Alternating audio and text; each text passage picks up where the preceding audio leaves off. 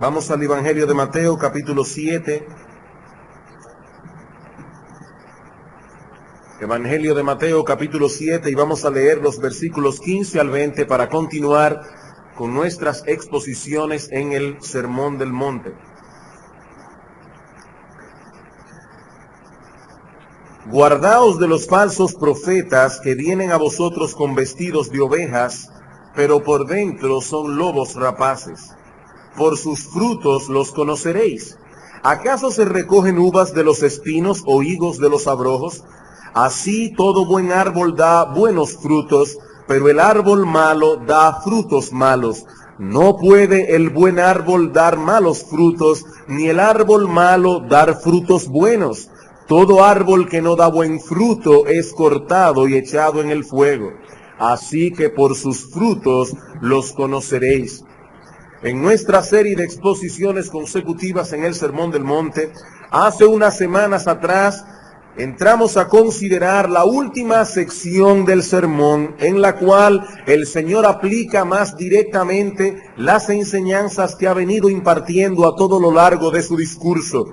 El Señor no se limita a decir, he aquí la verdad de Dios concerniente al reino de los cielos, sino que también persuade a su auditorio a hacer uso de la única vía de acceso que existe para entrar en el reino. Versículo 13 y 14. Entrad por la puerta estrecha, porque ancha es la puerta y espacioso el camino que lleva a la perdición, y muchos son los que entran por ella.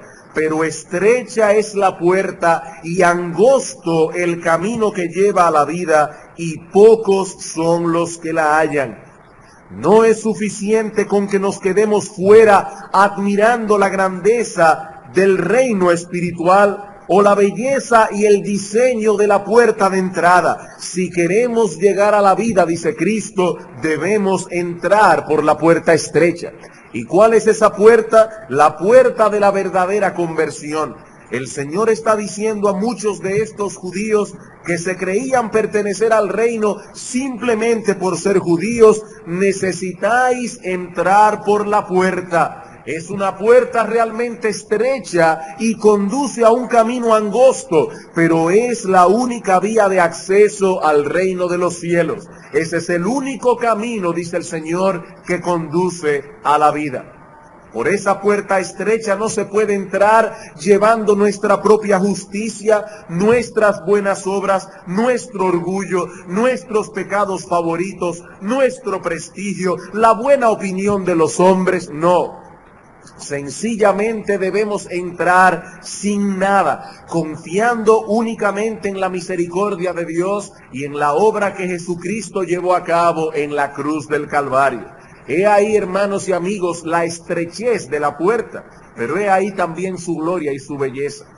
Esa puerta estrecha lleva a un camino angosto, y ese camino angosto lleva a la vida. No podemos pretender que alcanzaremos una cosa sin pasar por la otra. Mi amigo, si estás interesado en obtener la vida eterna, escucha con atención estas palabras de Cristo. Es necesario entrar por la puerta estrecha.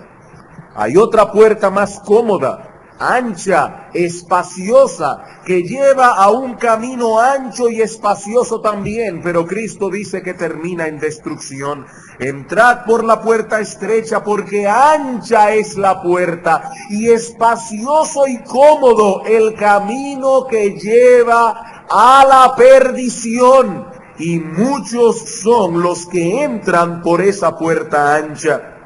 Esa es la vía más popular, es la vía más transitada, pero conduce a la muerte. ¿Y cuál es esa vía? La que toman todos aquellos que desean los beneficios de la salvación, pero al mismo tiempo desean evadir las demandas del Evangelio. En palabras más simples, desean los beneficios de Cristo, pero sin seguir a Cristo.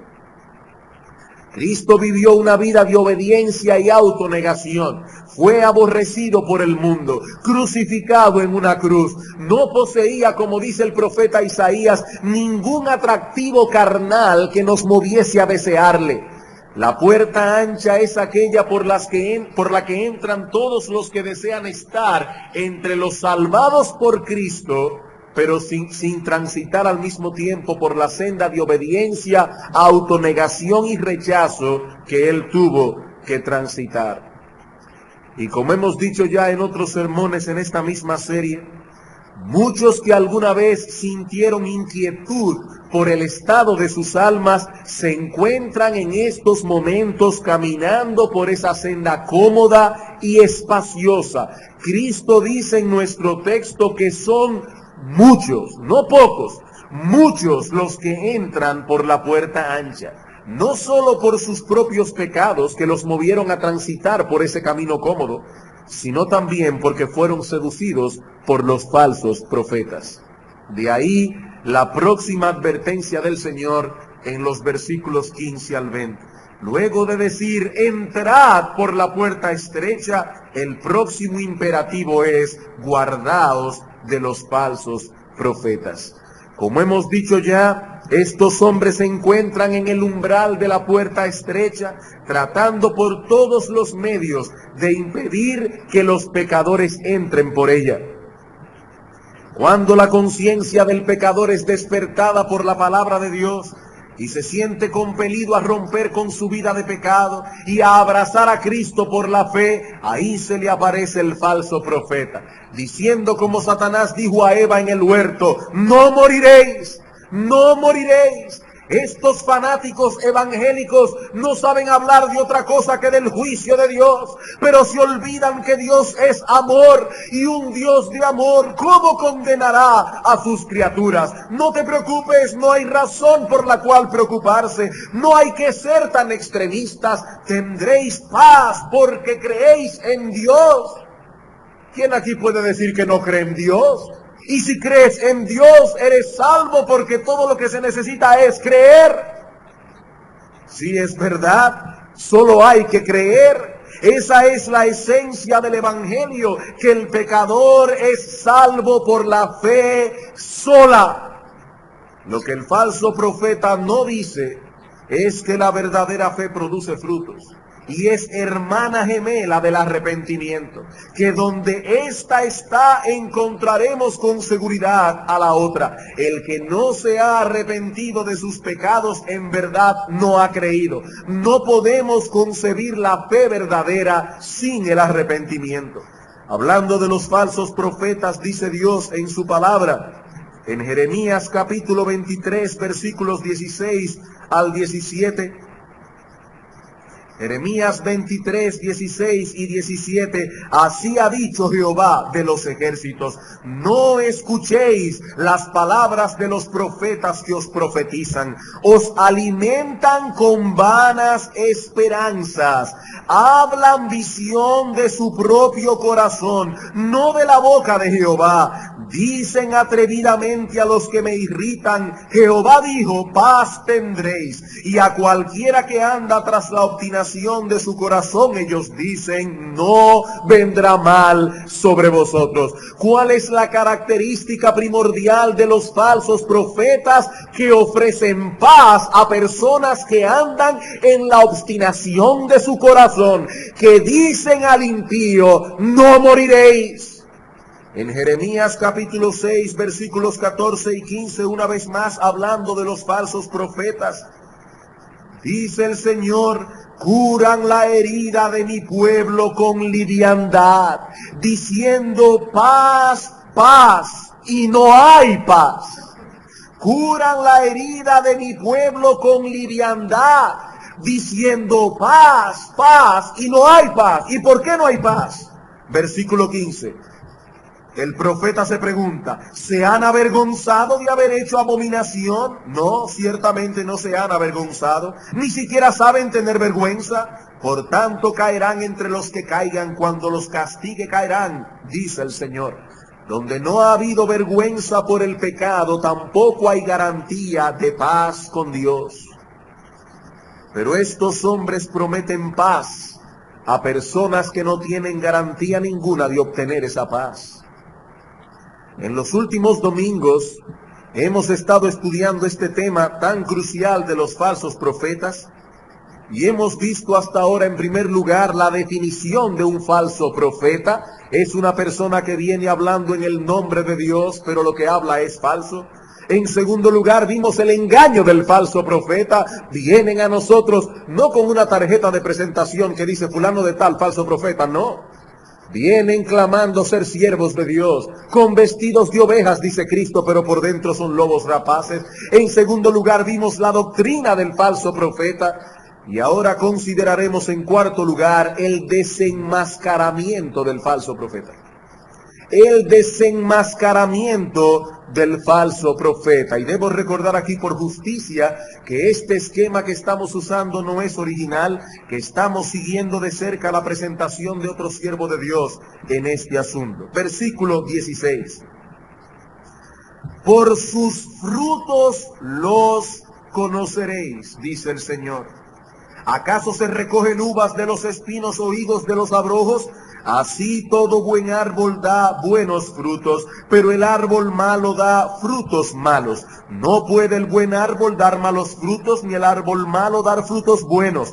Todo árbol que no da buen fruto es cortado y echado en el fuego. Y una vez más, repite el principio, así que por sus frutos los conoceréis. Hay tres verdades esenciales, hermanos, que nosotros podemos extraer de nuestro texto en cuanto al desenmascaramiento del falso profeta. Y lo primero que encontramos aquí es que es ciertamente posible reconocer a los falsos profetas. La primera enseñanza que podemos extraer de nuestro texto es que ciertamente es posible reconocer a los falsos profetas. Por sus frutos los conoceréis. Y el Señor usa en nuestro texto una palabra compuesta en el original que puede ser traducida: podéis conocerlos cabalmente. No infaliblemente, pero sí cabalmente. Hay una regla que podemos aplicar, de modo que no tenemos que quedarnos a expensas de los falsos profetas. Ahora bien, es indudable, hermanos, que en la aplicación de esas reglas se pueden cometer errores de juicio. Ningún ser humano es infalible. Aunque hay un falso profeta que clama infalibilidad, pero hasta donde sé es el único. Hermanos, ningún ser humano es infalible. Pero si seguimos de cerca las directrices del Señor, podemos guardarnos de caer en las garras de los falsos profetas. El Señor dice, los conoceréis. Veamos algunos textos en que esa misma palabra que aparece en el original es usada en otros pasajes del Nuevo Testamento. Mateo capítulo 14, versículo 35, es la palabra epiginosko. En Mateo capítulo 14, versículo 35, tenemos esta misma palabra otra vez. Dice que el Señor llega a la tierra de Genezaret, y cuando le conocieron los hombres de aquel lugar, enviaron noticia por toda aquella tierra alrededor y trajeron a él todos los enfermos. Vamos a suponer, hermanos, que usted llega un día a una casa y ahí hay un personaje importantísimo. Resulta que el individuo es primer ministro de algún lugar, o el individuo por alguna razón es alguien importante. Y usted llega a esta casa y su anfitrión le dice, fulano, te presento a fulano de tal, mucho gusto, mi nombre es tal cual, etcétera. Usted puede decir que ha conocido al individuo, pero usted todavía no sabe cuán importante el individuo es. En este caso el Señor llega a la tierra de Genezaret, y cuando dice aquí que los hombres le conocieron, no fue simplemente que alguien les dijo, les presento al Señor Jesucristo. No fue que ellos dijeron simplemente, esta persona viene de Nazaret y se llama fulano de tal, no. Cuando dice aquí que ellos le conocieron, es que ellos por encima de la ropa del Señor pudieron percibir quién era realmente Él. Ellos no vieron simplemente a un hombre, qué? Ellos vieron al Señor Jesucristo. Ellos conocieron el carácter y la personalidad de ese hombre que estaba frente a ellos. Esa es la idea cuando dice allí que estos hombres le conocieron. Por eso dice que le trajeron todos los enfermos. Porque ellos vieron en Cristo a alguien que podía darles sanidad. Ahora vemos el caso contrario, Lucas, capítulo 24. Veamos ahora un caso a la inversa, Lucas capítulo 24, versículo 16. Luego de la resurrección, el Señor Jesucristo se aparece a dos discípulos que iban camino a Emaús.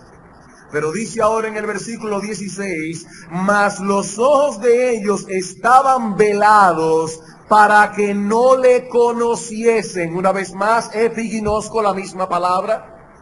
Ellos veían a este hombre que estaba frente a ellos, ellos podían ver sus facciones, ellos podían ver su ropa, sin embargo no sabían que era el Señor. No podían ver por encima de su rostro quién era realmente la persona que estaba a su lado. Volviendo entonces a nuestro texto, lo que el Señor nos dice en Mateo 7:16 es que ciertamente es posible detectar quién es y quién no es un falso profeta. A pesar de la sutileza de estos hombres que vienen a nosotros vestidos de ovejas, siendo en verdad lobos rapaces, es posible desenmascararlos, dice el Señor. Y hermanos, hay dos graves errores que debemos evitar con respecto al reconocimiento de los falsos profetas. Uno es pretender, y hay personas que pretenden esto, uno es pretender que podemos señalar infaliblemente quién es y quién no es un falso profeta. Y el otro error es asumir la posición de que es imposible determinar tal cosa. Algunas personas dicen, no debemos juzgar a los demás. No juzguéis para que no seáis juzgados. Si el individuo dice ser cristiano y viene a mí con una Biblia hablando de Cristo, ¿quién soy yo para decir que el individuo es un falsante? Yo solo soy un simple cristiano. Yo no tengo capacidad para juzgar. Hermanos, ese es un extremo. El extremo del que decide no evaluar nada, no examinar nada, a menos que el individuo proclame algo abiertamente herético. Que niegue, por ejemplo, la Trinidad, o que niegue la inspiración de las Escrituras. Estos hermanos piensan que no deben pasar juicio a menos que sea algo demasiado evidente. Pero Cristo dice aquí, por sus frutos los conoceréis. Como hemos visto ya, los falsos profetas tienden a ser muy sutiles. De hecho, voy a decir algo aquí que puede sonar extraño para muchos. Algunos falsos profetas ni siquiera saben que lo son. Algunos falsos profetas, ellos mismos, ni siquiera saben que lo son. Con toda sinceridad proclaman su veneno, pero la sinceridad con que lo hacen no elimina el hecho de que están repartiendo veneno. No podemos ser tan simples de pensar que el falso profeta vendrá a nosotros proclamando su herejía en una forma abierta y clara. El apóstol Pedro nos dice en su segunda carta que estos hombres introducirán encubiertamente herejías destructoras. No obstante, y a pesar de ser una actividad encubierta y sutil, lo que el Señor nos enseña en nuestro texto es que podemos mirar más allá de las sutilezas y descubrir el engaño. Por sus frutos los podéis reconocer, verdaderamente reconocer quién es un falso profeta. Así que no debemos asumir la posición del hombre simple que todo lo cree, del crédulo que prefiere no evaluar nada, no juzgar nada, excepto aquello que es demasiado obvio. Pero por el otro lado, tenemos a aquellos que confían plenamente en su juicio. Y aunque no lo afirman de ese modo, cualquiera diría que son infalibles a la hora de evaluar a los demás. Estos creen tener la capacidad de determinar con toda certeza y sin lugar a equivocación quién es un falso profeta y quién no lo es. Y van por ahí colocando a todo el mundo en un casillero. Fulano de tal, falso profeta. Fulano de tal, verdadero profeta. Todo el mundo lo colocan en un casillero, sin haber tenido tiempo para hacer una evaluación concienzuda y objetiva. Absuelven o condenan a todo el mundo con una facilidad espantosa. Que este hombre es arminiano, falso profeta. Que él es reformado, verdadero profeta. No, hermanos. No, hermanos, el asunto no es tan simple. Debemos evitar ambos extremos. El extremo de aquel que cree que no debe juzgar nada, el extremo de aquel que cree poseer la capacidad de juzgarlo todo con un juicio infalible. La segunda enseñanza que extraemos de nuestro texto es que la responsabilidad de desenmascarar al falso profeta es individual, no únicamente eclesiástica. La segunda enseñanza que extraemos de nuestro texto, no solo que es posible desenmascarar al falso profeta, sino que también aprendemos de la palabra, desde las palabras del Señor, que esta es una responsabilidad individual, no únicamente eclesiástica. La iglesia está llamada a defender la verdad y a cuidarse de los falsos profetas.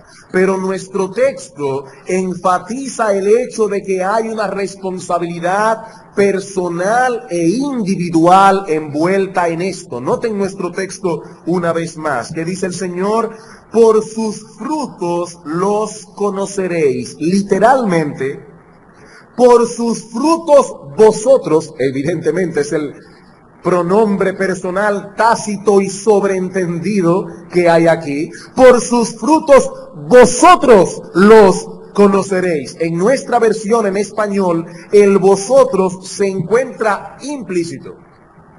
En el original se encuentra explícito. Ahora bien, ¿quiénes son estos vosotros? ¿Quiénes son estos que reconocerán a los falsos profetas a pesar de su disfraz? ¿Serán acaso algunos privilegiados de la iglesia? ¿Alguna élite especial de teólogos en la iglesia? Bueno, veamos el contexto, hermanos. Versículo 13. Entrad por la puerta estrecha. ¿Cuál es el pronombre tácito y sobreentendido de esa declaración? Entrad vosotros por la puerta estrecha. Versículo 15. Guardaos, ¿quiénes? Otra vez, vosotros, guardaos de los falsos profetas. Y ahora dice: por sus frutos vosotros los conoceréis. Los mismos que tienen la responsabilidad de entrar por la puerta estrecha son los mismos que deben guardarse de los falsos profetas, y son los mismos que deben desenmascarar a esos hombres. Hermanos amados, cada uno aquí, si de veras ama el estado de sus almas, debe mantenerse en guardia para no ser engañado por los falsos profetas. Y no solo para no ser ellos engañados, sino también para que otros no sean seducidos. Romanos capítulo 16. Romanos capítulo 16. Versículos 17 al 18. Mas os ruego, hermanos, que os fijéis en los que causan divisiones y tropiezos en contra de la doctrina que vosotros habéis aprendido, y que os apartéis de ellos. Porque tales personas no sirven a nuestro Señor Jesucristo como ellos claman, sino a sus propios vientres, y con suaves palabras y lisonjas engañan los corazones de los ingenuos. ¿A quién se dirige el apóstol Pablo en el versículo 17? Mas os ruego, pastores, mas os ruego, diáconos, mas os ruego, maestros de escuela dominical, no, mas os ruego, hermanos, Esa no es la responsabilidad de los pastores, esa no es la responsabilidad de los diáconos, esa no es, aunque debo decir únicamente, porque sí es nuestra responsabilidad, pero no es únicamente nuestra responsabilidad, no es únicamente la responsabilidad de los maestros de escuela dominical, es la responsabilidad de cada uno de nosotros de manera particular e individual. Ahora bien, antes de seguir adelante a nuestra tercera enseñanza que podemos extraer de este texto, permítanme traer a colación al menos 3 aplicaciones prácticas que se desprenden de esta verdad, de la verdad de que es nuestra responsabilidad desenmascarar al falso profeta. En primer lugar, si es responsabilidad de cada uno de nosotros mantenernos en guardia contra los falsos profetas, si es nuestra responsabilidad discernir quiénes son y quiénes no lo son, entonces también, hermanos queridos, es nuestra responsabilidad dedicarnos con ahínco a conocer las Sagradas Escrituras. Entonces, hermanos míos, es nuestra responsabilidad dedicarnos con ahínco a profundizar en las Sagradas Escrituras. ¿Cómo podremos discernir lo que debemos discernir? ¿Cómo podremos discernir la verdad del error si desconocemos las Escrituras? Hermanos, esta es la verdad de Dios, esta es la palabra de Dios. La única manera en que podemos guardarnos para que no nos metan gato por liebre es examinándolo todo a la luz de las Escrituras. Hechos capítulo 17. Oh hermanos, que nadie tenga aquí lo que se conoce en teología como la fe del carbonero. ¿Qué tú crees? Yo creo lo que mi iglesia cree. ¿Y qué es lo que tu iglesia cree? Lo mismo que yo creo. Una persona que no puede definir a ciencia cierta cuál es su doctrina. Una persona que no puede dar una explicación de su fe. En Hechos capítulo 17, versículos 10 al 11 dice: inmediatamente los hermanos enviaron de noche a Pablo y a Silas hasta Berea, y ellos habiendo llegado, entraron en la sinagoga de los judíos, y estos eran más nobles que los que estaban en Tesalónica, pues recibieron la palabra con toda solicitud, escudriñando cada día las Escrituras para ver si estas cosas eran así. Estos hombres de Berea cuidaban sus almas con esmero. Cada día, hermanos, no cada semana, no cada mes, cada día escudriñaban las Escrituras. Y este verbo aquí, anacrino, se usaba para referirse a una investigación cuidadosa, como la que se realiza en un proceso judicial, en un interrogatorio. Hermanos, es responsabilidad de cada uno de nosotros desarrollar este mismo espíritu de los hombres de Berea. Aquí no estamos hablando de ser hipercríticos, no. Estamos hablando de desarrollar nuestro discernimiento, y eso solo será posible en la misma medida en que nos sumerjamos cada día en la palabra de Dios. Pero en segundo lugar, por cuanto es nuestra responsabilidad mantenernos en guardia contra los falsos profetas, aprendemos también que necesitamos depender del Espíritu Santo para no caer en el error. Aprendemos también que necesitamos, hermanos, depender del Espíritu Santo, cada uno de nosotros, para no caer en el error. En Juan capítulo 16, versículo 13 dice el Señor: cuando venga el Espíritu de verdad, es decir, el Espíritu Santo, Él os guiará a toda la verdad. Ahora noten, hermanos, el balance de estas dos aplicaciones que hemos dado. Hemos dicho aquí que por cuanto tenemos una responsabilidad individual de guardarnos de los falsos profetas, primero debemos conocer a fondo las Escrituras. Segundo, debemos depender del Espíritu Santo. No es una cosa o la otra, es una y la otra. Los racionalistas piensan que basta con aplicar el intelecto al estudio de las Escrituras y ya está. Ellos no necesitan al Espíritu Santo. Su intelecto es suficiente para guiarlos a la verdad. Eso es un extremo. Pero en el otro extremo están los fanáticos pietistas. ¿Y qué piensan estos pietistas? Que solo necesitan la guía interna del Espíritu. Y que teniendo esa guía interna del Espíritu, pueden incluso prescindir de las Escrituras. Anoche el Señor me dijo, el Señor me reveló, el Señor puso en mi corazón. No, hermanos, necesitamos la guía de la palabra de Dios, necesitamos la ayuda del Espíritu. De hecho, ambas van de la mano porque el Espíritu nos guía a través de la palabra. Pablo señala las Escrituras en Efesios 6:17 como la espada del Espíritu. ¿Cuál es el instrumento que usa el Espíritu? La palabra. Clamar por una dirección directa del Espíritu, pasando por alto las Escrituras, es puro fanatismo. Debemos guardarnos del racionalismo, lo mismo que debemos guardarnos del fanatismo irracional.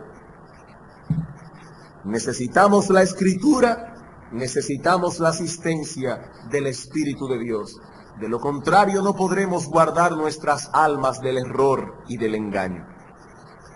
Estuve pensando esta semana pasada que si en el tiempo del Señor el peligro de los falsos profetas era tan considerable que Cristo tuvo que dar esta advertencia, ¿cuánto más, hermanos?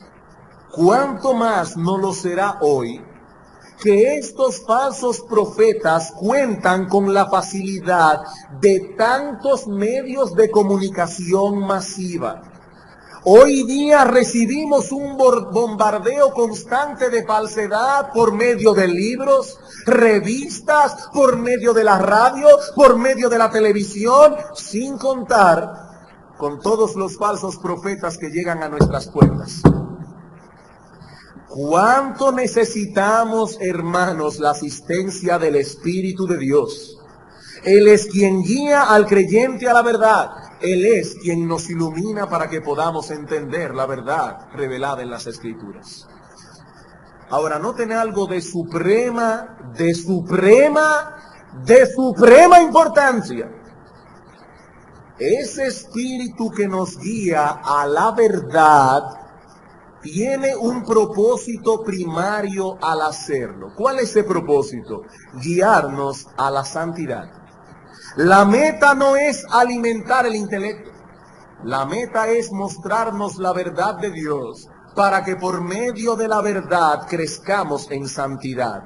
En Juan capítulo 15, versículo 3, el Señor dice a sus discípulos: ya vosotros estáis limpios por la palabra que os he hablado. Él no dijo, ahora sois más inteligentes. Él dijo, ahora estáis limpios. Y más adelante, orando al Padre, dice en Juan 17:17, Padre, santifícalos en tu verdad, tu palabra es verdad. Y en Efesios 5:25 al 26 dice Pablo: maridos, amad a vuestras mujeres, así como Cristo amó a la iglesia y se entregó a sí mismo por ella. ¿Para qué? Para santificarla, habiéndola purificado por el lavamiento del agua, por medio de la palabra de Dios. La palabra de Dios es un instrumento santificante. El Espíritu nos guía a la verdad para que seamos más santos. Pero precisamente por eso, y aquí está el punto crucial al que deseo llamar vuestra atención, precisamente por eso, hermanos, esa guía del Espíritu será nulificada donde no hay un anhelo genuino por la santidad. Esa guía del Espíritu será nulificada donde no hay un anhelo genuino por la santidad. Muchos muchos han caído presa de los falsos profetas y de las falsas doctrinas, no porque hubiese alguna deficiencia en su intelecto, no, sino porque poseían un corazón contaminado. En la misma medida en que dejamos de mortificar el pecado, en la misma medida en que decae nuestro interés por la santidad, en esa misma medida se entenebrece el entendimiento y quedamos a expensas del error. Primera Timoteo,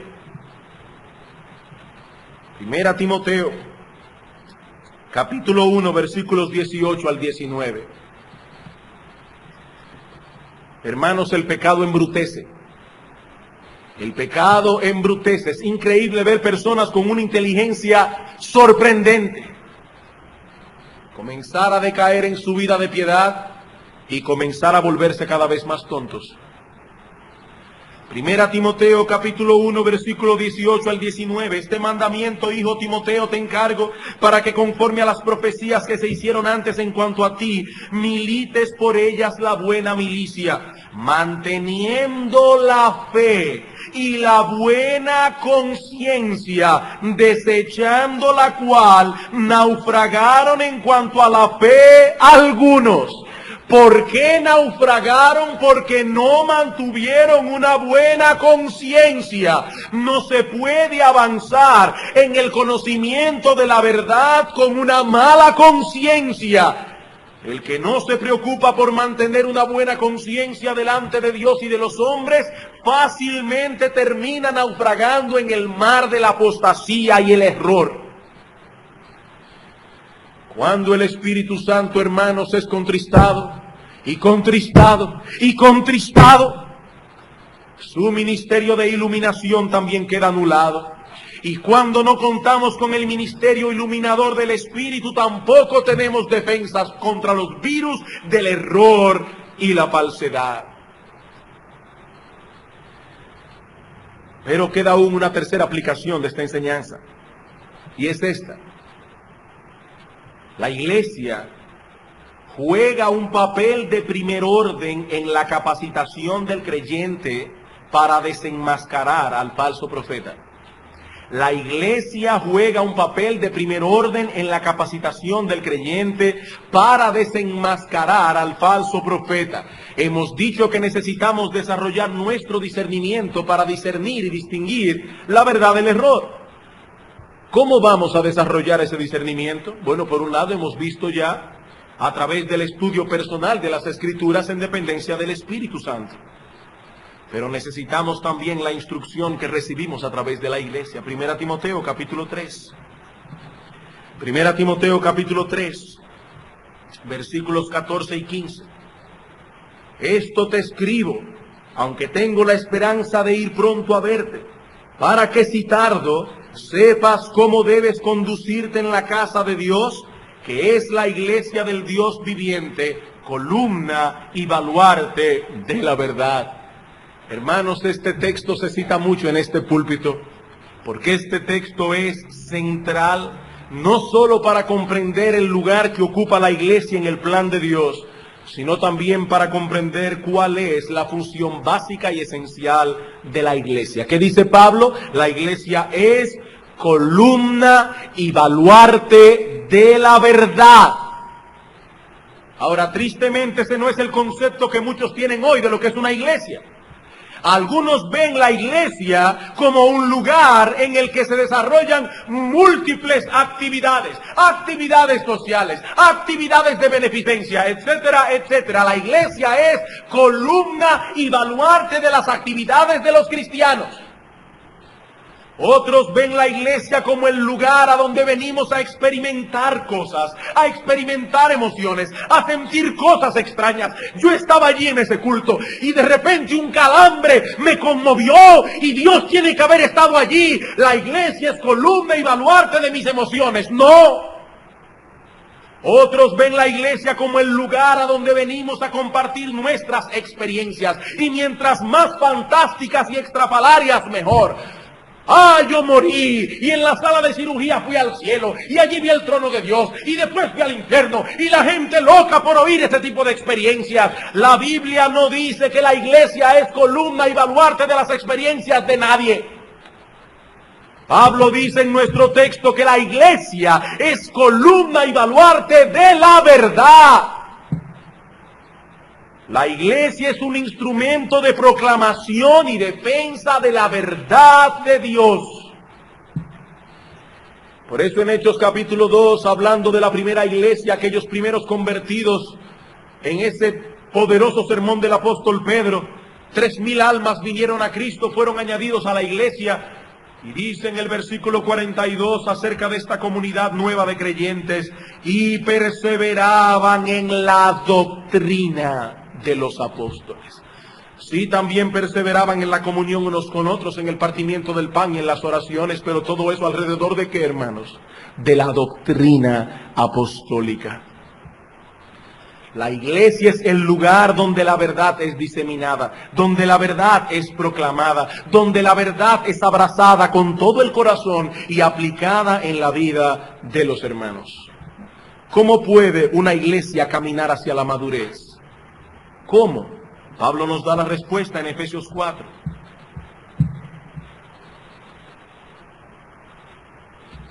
Como decía el pastor Flaquer esta mañana, son muchas las cosas que podríamos hacer aquí para hacer un culto más entretenido. Hermanos, nosotros no hemos venido aquí a entretener a nadie. Nosotros hemos venido aquí a adorar a nuestro Dios y a proclamar la verdad de Dios revelada en su palabra.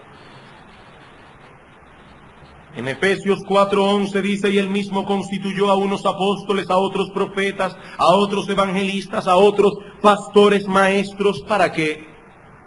Para perfeccionar a los santos, para la obra del ministerio, para la edificación del cuerpo de Cristo, hasta que todos lleguemos a la unidad de la fe y del conocimiento del Hijo de Dios, a un varón perfecto, a la medida de la estatura de la plenitud de Cristo. ¿Para qué? Para que ya no seamos niños fluctuantes, llevados por doquiera de todo viento de doctrina, por estratagema de hombres que para engañar emplean con astucia las artimañas del error, sino que, noten, hermanos, siguiendo la verdad en amor, crezcamos en todo en aquel que es la cabeza, esto es Cristo, de quien todo el cuerpo bien concertado y unido entre sí por todas las coyunturas que se ayudan mutuamente, según la actividad propia de cada miembro, recibe su crecimiento para ir edificándose en amor.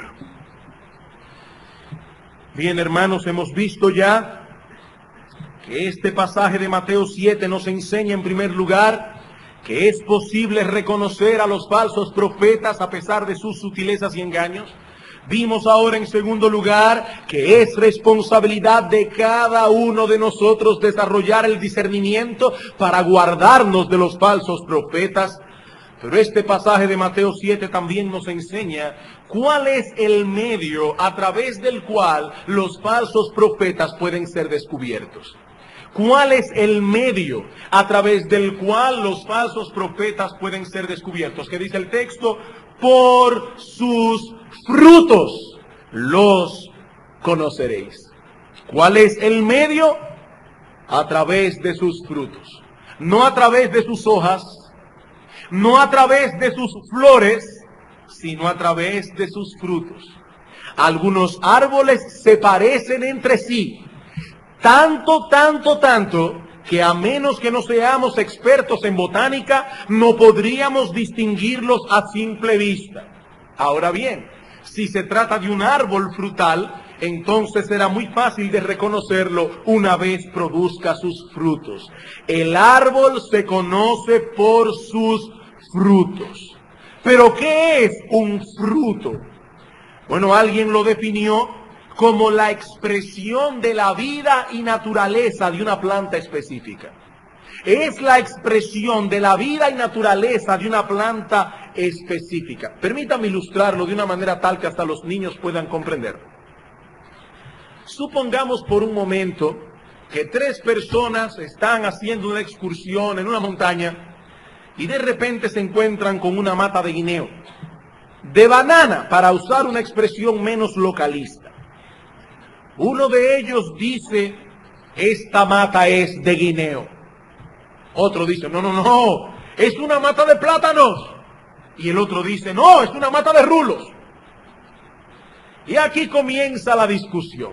Ninguno quiere ceder. Los tres están seguros de que tienen la razón, hasta el punto de que ni siquiera aceptarían la opinión de una cuarta persona que mediara en el asunto. Finalmente, uno de ellos, el más sabio de todos, encuentra una salida para el conflicto. Volvamos dentro de unos meses y veremos de qué es la mata por el fruto que produzca. Si es plátano, es una mata de plátano. Si es guineo, es una mata de guineo. Y si es rulo, es una mata de rulo. ¿No es esa una salida adecuada para el problema? El árbol se conoce por el fruto. Hermanos, Dios desde el principio dijo, produzcan las cosas según su género. Eso es una ley natural, es una ley también espiritual. Usted nunca va a ir a maternidad y se va a encontrar con un padre diciendo, mi esposa dio a luz 3 perritos. No puede ser. Porque Dios ha determinado que cada cosa produzca según su género, según su especie. Bien, lo que el Señor nos está diciendo aquí es, ese mismo principio que se aplica en el reino natural, aplíquenlo en el reino espiritual. Una mata de mangos no puede dar manzanas, ni una de higos puede dar cerezas, pues así tampoco puede un árbol malo dar frutos buenos, ni viceversa. Alguien preguntará, pastor, ¿y cuáles son entonces estos frutos que distinguen al profeta falso del verdadero? Bueno, yo veo que el reloj me está mirando amenazante. Si no terminamos, no terminamos. Pero al menos antes de entrar en estos frutos específicos, yo quisiera trataré brevemente algunas generalidades de nuestro texto, antes de entrar en lo específico. Por un lado, noten, hermanos, que ambos árboles dan frutos. Eso es importante. Ambos árboles dan frutos. El buen árbol y el mal árbol no se distinguen por el hecho de que uno da fruto y el otro no. Los dos dan frutos. Luego van a ver por qué estoy diciendo esto. La diferencia está en la cualidad del fruto. Uno da frutos buenos, el otro da frutos malos.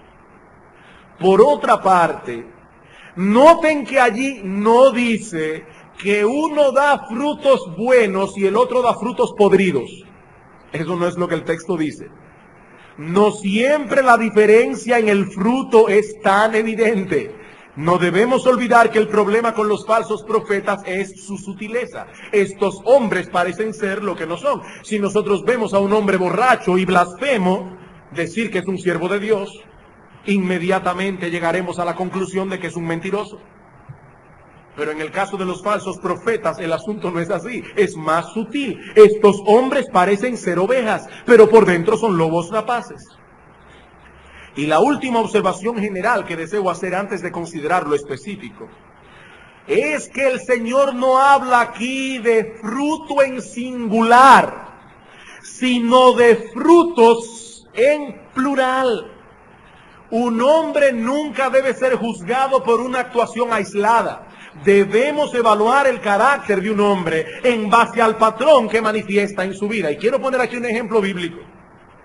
El apóstol Pedro, en un momento dado de su vida, se comportó como un hipócrita, hasta el punto de que Pablo tuvo que reprenderlo públicamente. Gálatas capítulo 2. Hermanos, estamos hablando aquí del apóstol Pedro. Gálatas capítulo 2, versículo 11.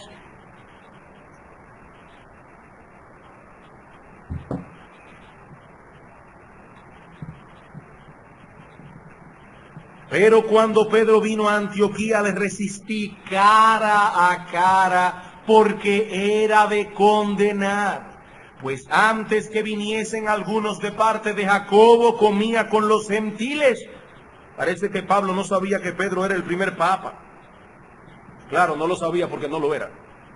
Pero después que vinieron, se retraía y se apartaba porque tenía miedo de los de la circuncisión. y en su simulación participaban también los otros judíos, de tal manera que aún Bernabé fue también arrastrado por la hipocresía de ellos. Pero cuando vi que no andaban rectamente conforme a la verdad del Evangelio, dije a Pedro delante de todos: si tú, siendo judío, vives como los gentiles y no como judío, ¿por qué obligas a los gentiles a judaizar? Hermanos, fue la intención del Espíritu Santo dejar constancia de este desagradable suceso en su palabra para nuestra instrucción. Pedro era un apóstol del Señor, un hombre fiel, pero en ese momento específico de su vida se dejó arrastrar por su temor. ¿Cómo sabemos que Pedro era un hombre de Dios a pesar de lo que leemos aquí? No solo por el patrón de conducta que manifestó a lo largo de toda su vida, sino también por la forma en que reaccionó ante la reprensión de Pablo. Pablo llegó al grupo después de él. Pedro era uno de los discípulos originales del Señor, de los discípulos que más cerca estuvo del Señor. Sin embargo, aceptó con mansedumbre la reprensión del apóstol. Y no solo eso, más adelante en su segunda carta, en el capítulo 3, versículo 15, se refiere a Pablo como nuestro amado hermano Pablo. Su actuación en ese momento específico en Gálatas no anula todo lo que fue su vida antes y después de este suceso. Habiendo visto este asunto de manera general, veamos también brevemente qué frutos son estos de manera específica. Al evaluar a los maestros de la palabra de Dios, hay dos áreas cruciales que debemos examinar: su doctrina y su carácter. Hay dos áreas cruciales que debemos examinar: su doctrina, su carácter. Ambos elementos deben ser evaluados para determinar si un hombre es o no un falso profeta. Ahora, no vamos a detenernos mucho en este asunto de las doctrinas de los falsos profetas. No porque no sea importante, sino porque ya en dos sermones anteriores tratamos con esto ampliamente. Por ahora, solo deseo recalcar el hecho, y esto es importante, hermanos, de que debemos aprender a separar la doctrina de un hombre de su personalidad, lo mismo que debemos aprender a separar la doctrina de un hombre de su éxito aparente. La personalidad de un individuo puede ser sumamente atractiva y poseer ciertas características que nos sean muy agradables, pero eso no debe cegar nuestro entendimiento. Pero es que tal o cual persona se ve tan buena gente y es tan gentil y ha sido tan amable conmigo, ¿cómo puedo decir que es un falso profeta?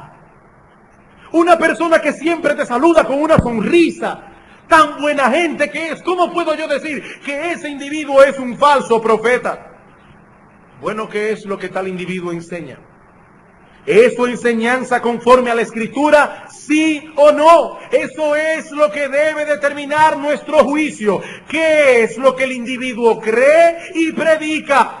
Y lo mismo podemos decir de los números. Por eso decía anteriormente que los dos árboles dan frutos. La pregunta que debemos hacernos no es ¿y cuánta gente lo sigue? No, hermanos, la pregunta sigue siendo la misma. ¿Qué es lo que predica? ¿Cuál es el contenido de su credo y de su predicación? Porque aunque lo siga 1 millón de personas, si lo que dice no es bíblico, es un falso profeta.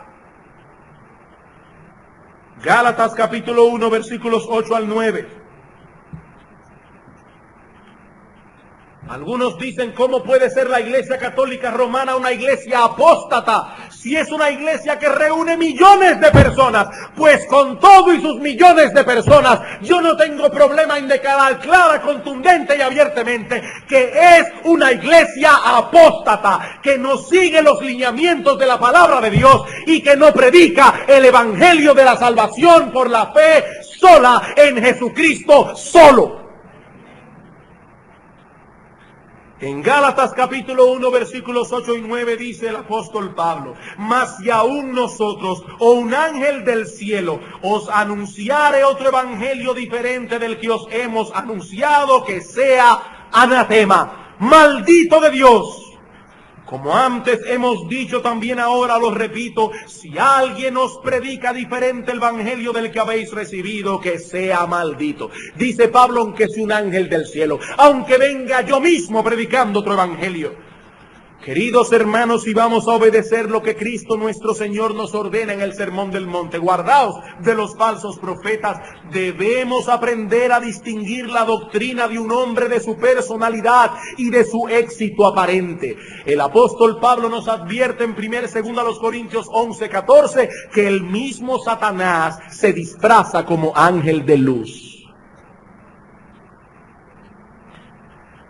Pero no solo debemos evaluar la doctrina del individuo, sino también su carácter. El falso profeta en un momento dado, como hemos dicho ya, puede dar un fruto que parece bueno, una imitación del fruto verdadero. Pero ¿qué de su vida en sentido general? Refleja como un patrón aquellas características que el Señor enumera en las bienaventuranzas, como las características que evidencian a los ciudadanos de su reino. Tomemos las bienaventuranzas, hermanos. ¿Qué dice Cristo? Bienaventurados los pobres en espíritu. Bienaventurados aquellos que saben que espiritualmente no son nada, no merecen nada, no valen nada, y que solo pueden acogerse a la gracia y la misericordia de Dios. Saben que espiritualmente son unos miserables, pobres en espíritu. ¿Es eso lo que estos hombres predican? ¿Es eso lo que ellos creen acerca de sí mismos? ¿O se creen semidioses? ¿O se creen personas especiales? ¿Qué es lo que se creen? Bienaventurados los mansos, aquellos que precisamente porque saben que no tienen nada que defender, no se defienden. Defienden sí con fiereza la verdad de Dios, como el apóstol Pablo lo hizo con Pedro, pero no se defienden a sí mismos. Eso es mansedumbre. Usan todo el poder que tienen para defender la gloria de Dios, no para defenderse a sí mismos. ¿Son hombres mansos? Bienaventurados los que lloran que su pecado. No son personas que se creen impecables, no son personas que se creen infalibles, son personas que saben que delante de Dios han pecado y que están en pie delante de Él solo por la gracia de Jesucristo. Bienaventurados los que tienen hambre y sed de justicia, bienaventurados los puros de corazón, no los que tienen una lista de yo no hago, yo no hago, yo no hago, yo sí hago, no. Personas que cuando no hacen, lo hacen porque quieren agradar a Dios. Ellos no son puros externamente, son puros de corazón. Ese es el carácter que revela quién es y quién no es un hijo de Dios. Y cuando vamos a evaluar a un profeta de Dios, ¿qué debemos ver? ¿Qué cree? ¿Quién es? ¿Qué predica? ¿Cómo vive? Por sus frutos los conoceréis. Bien, hermanos, la semana próxima, Dios mediante, pasaremos a considerar el último punto de esta serie, el destino final del falso profeta. Cristo dice en Mateo 7:19, todo árbol que no da buen fruto es cortado y echado en el fuego. Por ahora solo quiero una palabra de aplicación para concluir. Hermanos y amigos, esa misma tabla de evaluación por la cual evaluamos a los falsos profetas es la que debemos usar para evaluar la genuinidad de la fe de todos aquellos que profesan ser discípulos de Cristo. ¿Qué dice el Señor? Por sus frutos los conoceréis. No por lo que ellos profesan ser, sino por lo que en realidad son, de acuerdo a la naturaleza del fruto que dan. Mi amigo querido, el asunto no es si hace 5 o 10 o 20 años tú hiciste una profesión de fe. El asunto es cuál es el fruto que has producido luego de esa profesión. No seremos salvos por producir buenos frutos, no. Decir tal cosa sería predicar salvación por obras. Y la Biblia declara sin ambigüedades que la salvación es por gracia por medio de la fe. Pero la Biblia también declara que la verdadera fe produce frutos. Como dice Santiago en el capítulo 2 de su epístola, la fe que no tiene obras es muerta en sí misma. Y más adelante en el versículo 26 dice, porque como el cuerpo sin espíritu está muerto, así también la fe sin obras está muerta. Los frutos del creyente no son perfectos, no. Ni se manifiestan siempre con la misma intensidad, pero están ahí. Ese patrón puede ser identificado en sus vidas, lo mismo que puede ser identificado la lucha que este individuo experimenta día tras día, porque desea crecer en estas gracias, parecerse cada vez más a ese perfil que el Señor dibuja de los suyos en la bienaventuranza. Hermanos, que el Señor nos permita hacer una evaluación juiciosa y objetiva de nosotros mismos, siempre recordando que la gracia de Dios está disponible para nosotros con solo pedirla.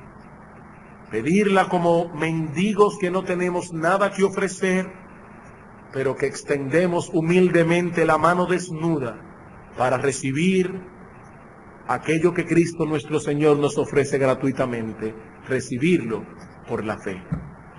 Vamos a orar. Amante Padre Celestial, dice tu palabra que nosotros los creyentes andamos por este mundo como ovejas en medio de lobos. Dice tu palabra que los hijos de Dios les circundan muchos peligros.